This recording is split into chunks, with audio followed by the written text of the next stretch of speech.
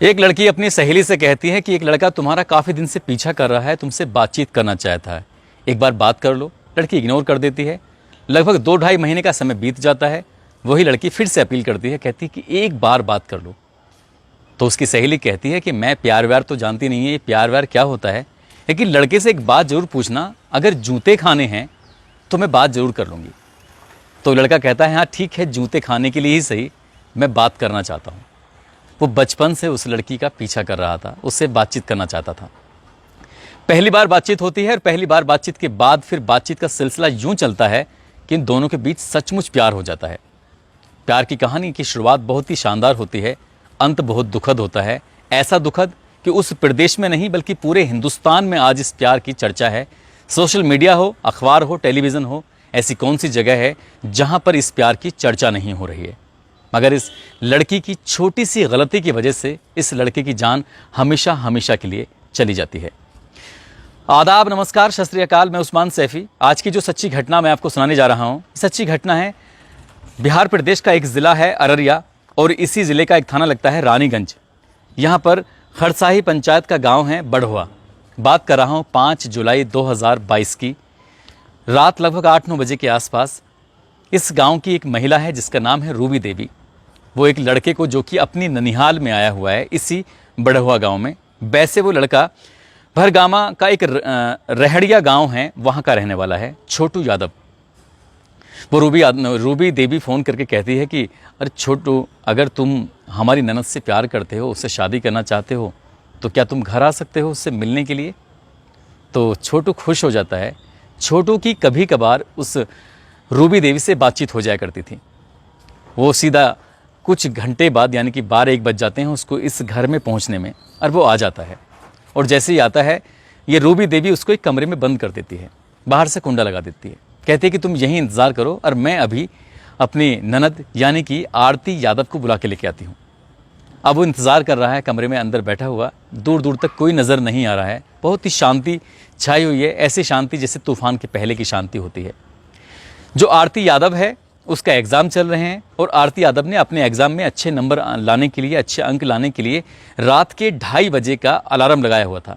रात के 2:30 जैसे बजते हैं और 2:30 बजने के बाद वो अलार्म बजता है और ये लड़की जाग जाती है और आंखें मलती हुई अपने कमरे से बाहर निकलती है। बाहर निकलने के बाद सीधा टॉयलेट की तरफ जा रही थी, लेकिन उसने देखा कि जो दूसरा कमरा है उसकी लाइट जली हुई है और विंडो के पीछे कोई लड़का दिखाई दे रहा है। वो लड़का कोई और नहीं था, उसी का प्रेमी, जिस पर वो जान छिड़कती है, जिसको इतना प्यार करती है अपनी जान से ज़्यादा। ये वही लड़का है जिस लड़के को इसने साफ साफ इनकार कर दिया था कि बात करोगे तो जूते खाओगे। लेकिन बात जूतों की बात से शुरू होती है और दोनों के बीच में इस कदर प्यार होता है कि एक साथ जीने मरने की कस्में खा चुके थे। ना तो लड़के ने कभी अपने माँ बाप से ये बात कही कि मैं उस लड़की से शादी करना चाहता हूँ, और ना ही लड़की ने कभी ये बात कही कि मैं इस लड़के से शादी करना चाहती हूँ।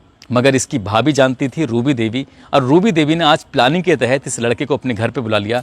और जैसे ही उस आरती यादव ने अपने प्रेमी को उस कमरे के अंदर बंद देखा तो उसकी आंखें अभी तक तो मली हुई थी, नींद में थी, लेकिन अचानक से उसकी आंखें बहुत तेज़ी के साथ खुलती हैं और वो जोर से हुए हाँफते उसके पास जाती है और कहती है कि छोटू, तुम यहाँ क्या कर रहे हो? तुम जानते नहीं हो तुम्हारी जान को कितना खतरा है, ये लोग तुम्हें मार डालेंगे। छोटू कहता है नहीं नहीं, तुम समझ नहीं रहे, तुम्हारे घर वाले बहुत अच्छे हैं, कुछ भी नहीं। तुम्हारी भाभी का मेरे पास फ़ोन आया था, वो कह रही थी कि वो तुम्हारी शादी कराना चाहते हैं हम दोनों की, और मैंने हाँ कर दी है शादी के लिए। बस इतना कहना था। वो लड़की यहाँ से दौड़ते हुए, भागते हुए इस लड़के की ननसाल यानी कि जो इसी के गांव में है उसके मामा के पास जाती है। रात के लगभग 2:30 बजे अपने उस लड़के, अपने प्रेमी के मामा का दरवाज़ा खटखटाती है। ज़ोर ज़ोर से आवाज़ लगाती है, मामा जी जल्दी से बाहर निकलो, छोटू की जान को खतरा है। मामा काफ़ी आवाज़ के बाद घर से निकलता तो है, लेकिन पूरी अधकजरी नींद थी, नींद में वो डूबा हुआ था। वो कहता है कि परेशान मत हो, सुबह बात करेंगे, कोई खतरा उतरा नहीं है। उन्होंने सिर्फ ऐसे ही धमकाने के लिए या डराने के लिए उसको कमरे में बंद कर दिया होगा। लेकिन आरती को बिल्कुल भी यकीन नहीं था। आरती बार बार चीख रही थी, चिल्ला रही थी, रो रही थी, गिड़गिड़ा रही थी, मामा जी उसको बचा लो, वो मार डालेंगे। इससे पहले कि वो घर आती, ये लोग, जिसमें क्या इस आरती के पिताजी हैं धीरेन्द्र यादव, भाभी रूबी देवी, भाई रविकांत यादव, बहनोई पवन यादव, मधुबन जानकी नगर पूर्णिया का रहने वाला, जो कि इस कमरे में जाते हैं और उस कमरे में जाने के बाद जो पवन यादव है सबसे पहले एक सवाल करता है, क्यों छोटू, तुम हमारी साली से प्यार करते हो, शादी करना चाहोगे? तो छोटू मुस्कुराते हुए, शर्माते हुए, नज़र झुकाते हुए कहता है कि हाँ, मैं शादी करना चाहता हूँ। बस इतना कहना था और उसके बाद ये सब लोग उस पर टूट पड़ते हैं और उसको लाठी डंडों से बहुत बुरी तरह से मार रहे थे, पीट रहे थे। जब ये दौड़ते हुए घर में आती है, चीखों की आवाज़ सुनने के बाद आरती आकर बचाने की अपील करती है। तभी आरती को पकड़ा जाता है और दूसरे कमरे में बंद कर दिया जाता है। इधर आरती चिल्ला रही है उसे बचाने के लिए और वो चिल्ला रहा है अपने बचने के लिए, अपील कर रहा है, लेकिन वो लगातार उसको मार रहे हैं, पीट रहे हैं। लगभग 2:45 बजे से मारना पीटना शुरू कर देते हैं और वो आरती अंदर ही चिल्लाती रहती है, लोगों से अपील करती है और इसी चिल्लाने की, चीखने की आवाज़ें अब पूरे गांव में लगभग फैल चुकी थी। लेकिन मामा अभी भी यकीन नहीं कर रहा था। 4:30 बज जाते हैं। 4:30 बजे जब यहाँ भीड़ जमा होती है और उसे पीट रहे थे, तभी इस भीड़ में से कोई व्यक्ति उसको एक मोबाइल देता है, यानी कि आरती के हाथ में मोबाइल दे दिया जाता है। आरती सबसे पहले फ़ोन करती है इस लड़के के पिता यानी कि उमेश यादव को और उसके बेटे, जो दूसरा बेटा है छोटू यादव का दूसरा भाई है, उसको फ़ोन करती है और कहती है कि जल्दी से घर पे आ जाओ, ये लोग उसको मार देंगे, बहुत बुरी तरह से मार रहे हैं, लाठी से मार रहे हैं, डंडे से मार रहे हैं, जो हाथ में आ रहा है वो मार रहे हैं। और वो चीख रहा है, बचने की अपील कर रहा है। देखो चीखने की आवाज़ें में मोबाइल में आ रही होंगी। तो उमेश यादव ने भी बचकानी हरकत करते हुए दौड़ता हुआ अकेला ही यहाँ पे आ जाता है और अकेला आता है। अकेला आने के बाद वो उनसे अपील करता है, उसकी आंखों के सामने अपने बेटे को पिट रहा है, देख रहा है।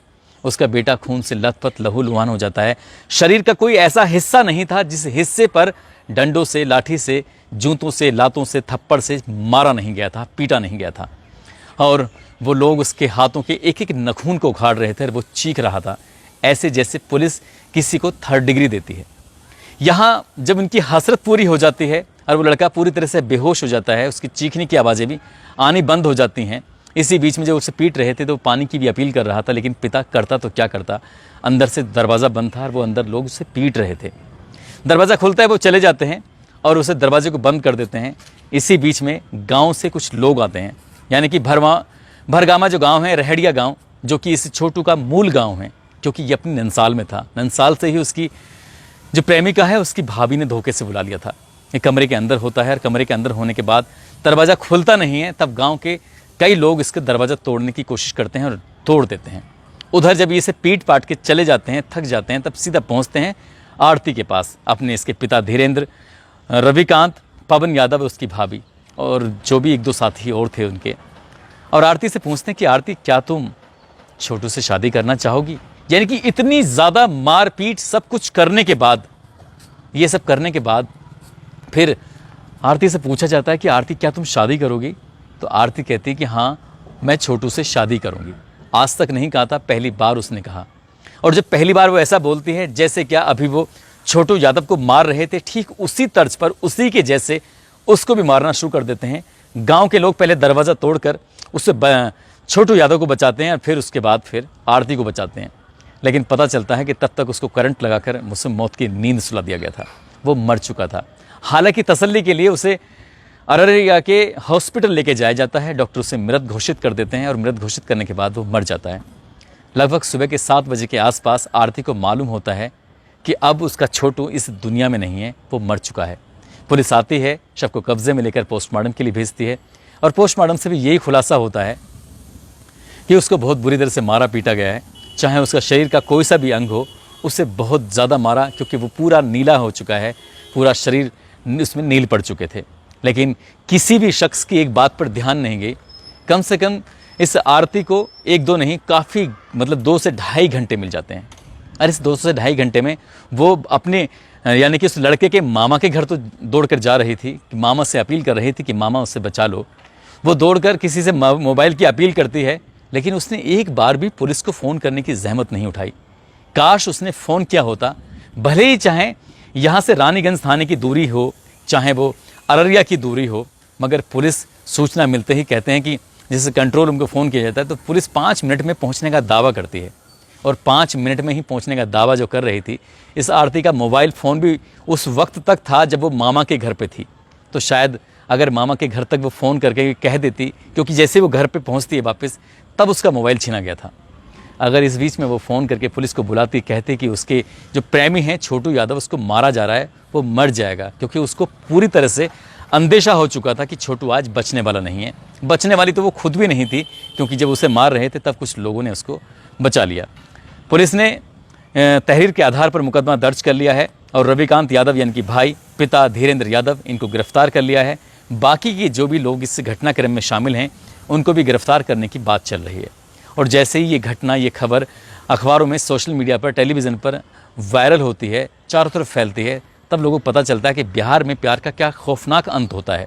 ऐसा खौफनाक अंत शायद किसी ने सुना नहीं होगा, किसी ने देखा नहीं होगा। आरती ने अपनी आंखों से तो नहीं देखा था, लेकिन आरती ने अपने कानों से एक एक चीख को सुना था, जो छोटू यादव आखिर में अपनी चीखों को बोल रहा था।